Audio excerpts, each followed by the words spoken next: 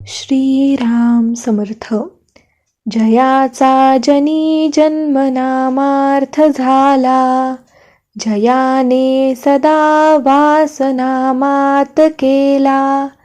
जयाच्या मुखी सर्वदा नाम कीर्ती, नमस्कार त्या ब्रह्मचैतन्यमूर्ती.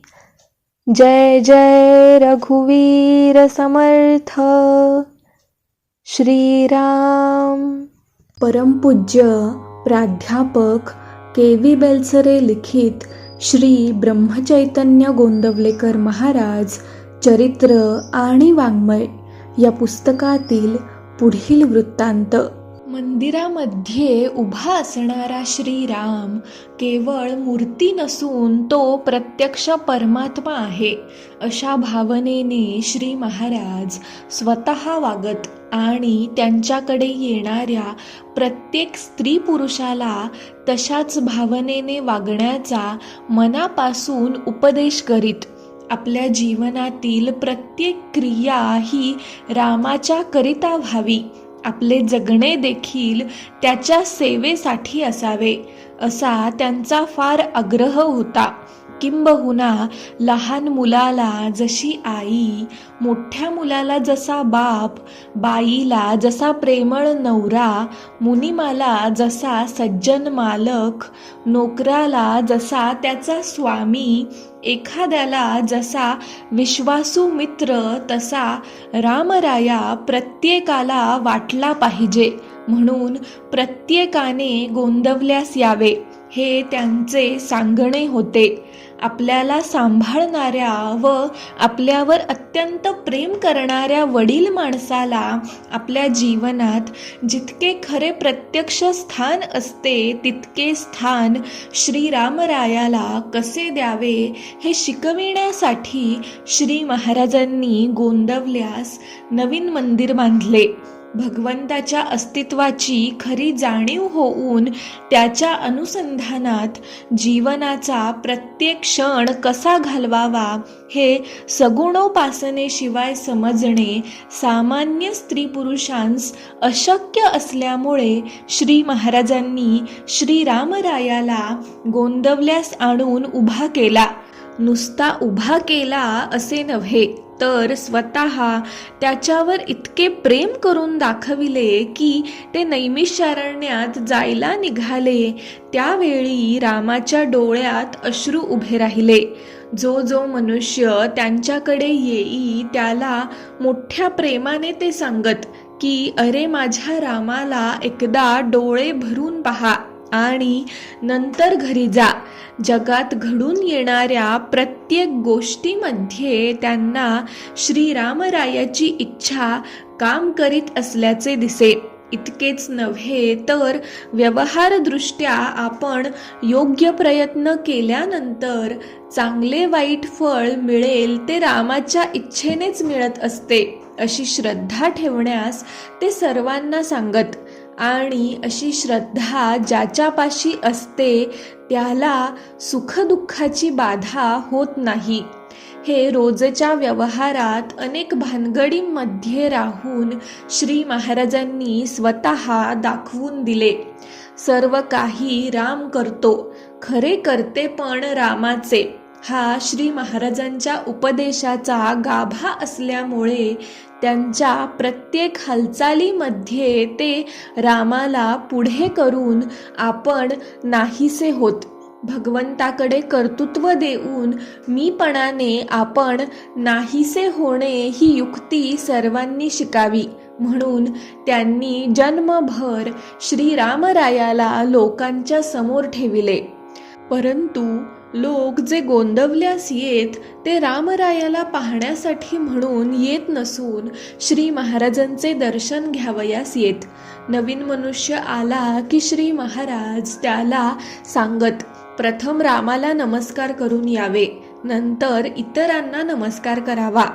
मंदिरामध्ये उभा असलेला रामराय हा श्री महाराजांना प्रत्यक्ष परमात्मा वाटत असून ते स्वतः त्याची सेवा त्याप्रमाणे करीत.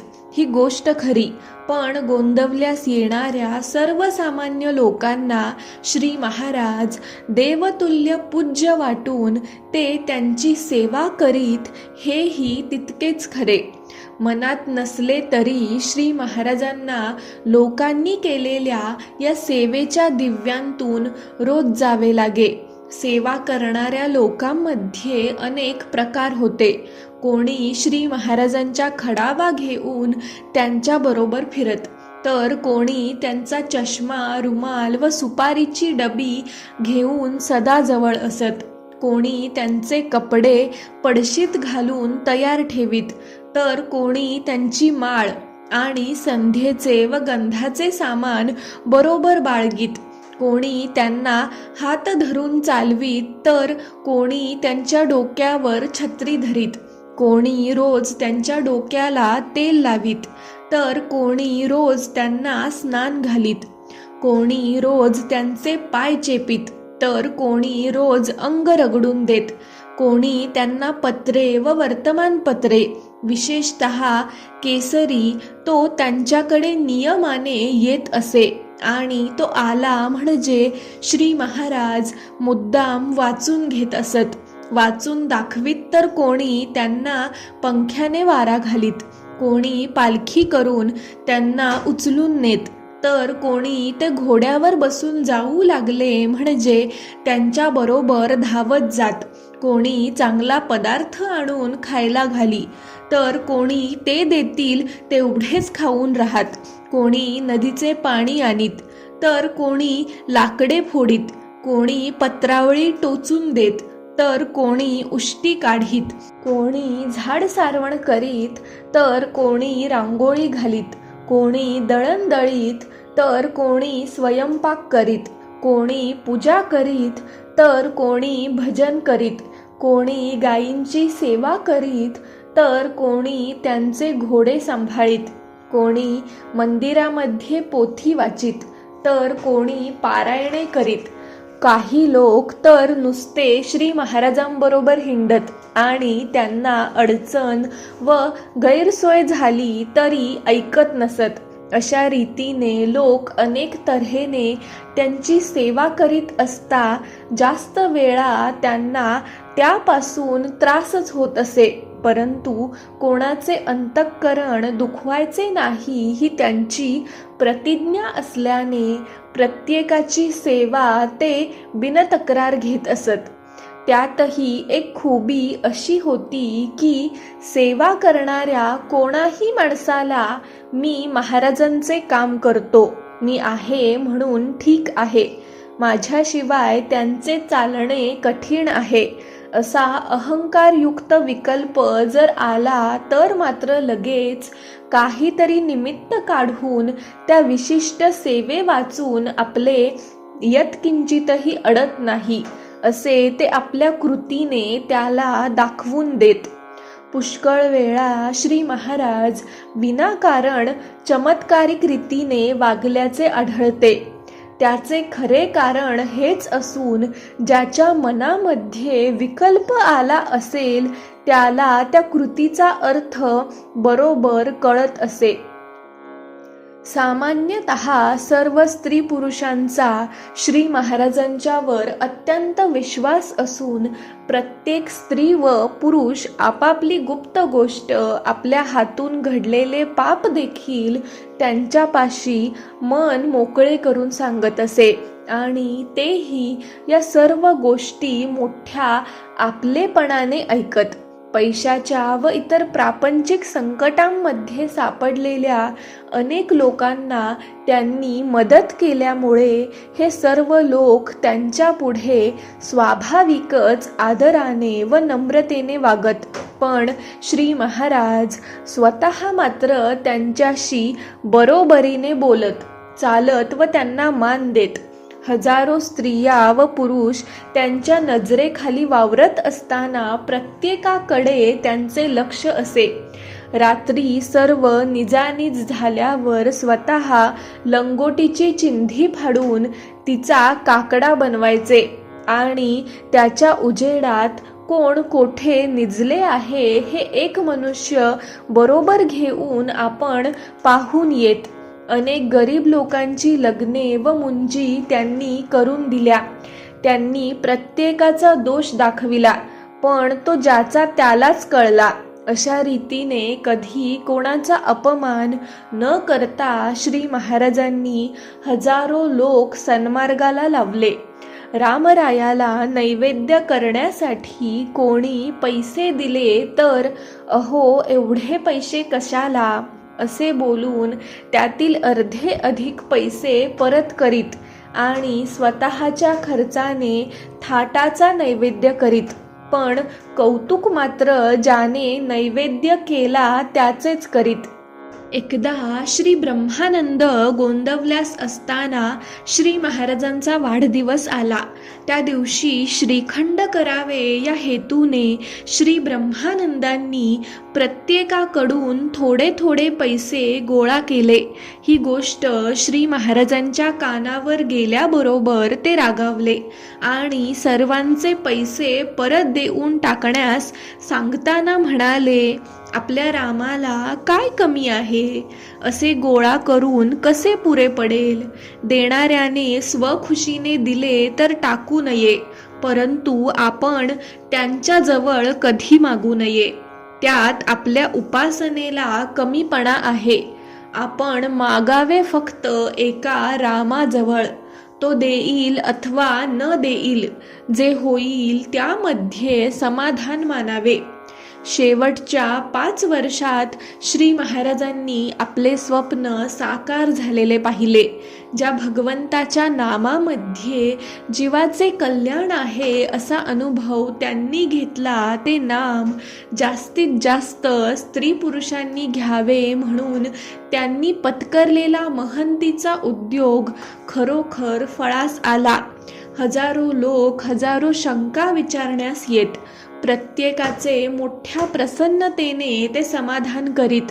कोणी निंदा करो वा कोणी स्तुती करो, प्रत्येकाशी ते फार प्रेमाने व लीनतेने वागत. अखंड प्रसन्नता हा श्री महाराजांचा डोळ्यात भरणारा एक विशेष होता.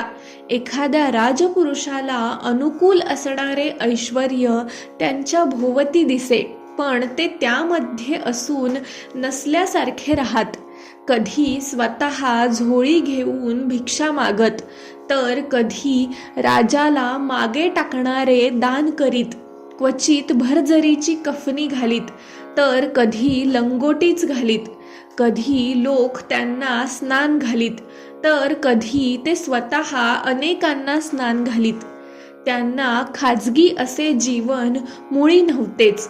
एखादे वेळी कोणास काही गुप्त गोष्ट सांगण्याच्या निमित्ताने आपल्या खोलीचे दार लोटून घेत, पण आतमध्ये ते इतक्या मोठ्याने बोलत की दार लोटणे हे केवळ त्या माणसाच्या समाधानासाठी होते हे सर्वांच्या लक्षात येई. एका माणसाला नेहमी असे वाटे की श्री महाराजांनी आपल्याला विशेष काहीतरी सांगावे. त्याने पुष्कळ तीर्थयात्रा केल्या असून थोडे योग साधनही केले होते. इतरांच्या मानाने आपला आध्यात्मिक अधिकार जास्त आहे अशी त्याची प्रामाणिक समजूत होती. श्री महाराजही लौकिकांत त्याला मान देत. श्री एकनाथ षष्टीला श्री महाराज स्वतः लवकर स्नान करून आले आणि त्याला लवकर स्नान उरकून येण्यास त्यांनी सांगितले. त्याला फार आनंद झाला. त्याला असे वाटले की आज मला श्री महाराज परमार्थातले काहीतरी गूढ व उच्च तत्व खास सांगणार. तो स्नान आटोपून आल्यावर श्री महाराजांनी त्याला आपल्या खोलीमध्ये नेले. खोलीच्या दाराला कडी लावून घेतली. त्याला अगदी आपल्या शेजारी बसवले आणि त्याच्या कानात सांगितले, जे मी सहसा कोणाला सांगत नाही ते तुम्हाला सांगतो. माझ्या आयुष्यात नामाशिवाय दुसरे साधन मी केले नाही. माझ्या गुरुने मला नामच दिले. ते नाम मी सर्वांना देत आहे. तुम्ही ते नाम घ्या. तुम्हाला राम खात्रीने भेटेल.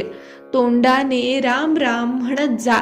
त्याचे फार समाधान झाले व त्या दिवसापासून योग याग सोडून तो मनापासून नाम घेऊ लागला. अनेक वेळा लोक देखील त्यांच्या सोयी गैरसोयीकडे बघत नसत. एका शिवरात्रीची गोष्ट. त्या दिवशी सर्वांना उपवास असतो. मंदिरात फराळाचे होण्यास 1-2 वाजायचे. म्हणून बरेच लोक 9-9:30 वाजता थोडे फराळाचे खाऊन घेत. आपण केलेला पदार्थ श्री महाराजांना दिल्याशिवाय कसा खायचा या प्रेमाच्या भावनेने प्रत्येक जण काही ना काही आणून खायला घालू लागला. कोणी काही घेऊन यायचा व म्हणायचा, महाराज माझे एवढे खा, मी जास्त खा म्हणत नाही. त्याला वाईट वाटू नये म्हणून श्री महाराजांनी तेवढे खायचे. अशा रीतीने 200-300 माणसांचे अगदी थोडे थोडे खाता खाता संध्याकाळी त्यांचे पोट तुडुंब भरले. रात्री सर्वांचे फराळ संपल्यावर श्री महाराज म्हणाले, अरे तुम्ही सर्वांनी शिवरात्र केली खरी, तुम्हाला तिचे पुण्य मिळेल. पण माझा उपवास जर श्री शंकरांनी पाहिला तर मला नवे पुण्य मिळायचे दूरच राहिले. माझे असलेले पुण्य मात्र तो हरण करील. एकंदरीत ज्याच्या नशिबी पाप असते त्यालाच लोकसंग्रहाची बुद्धी असते असे दिसते. जानकी जीवन स्मरण. जय जय राम.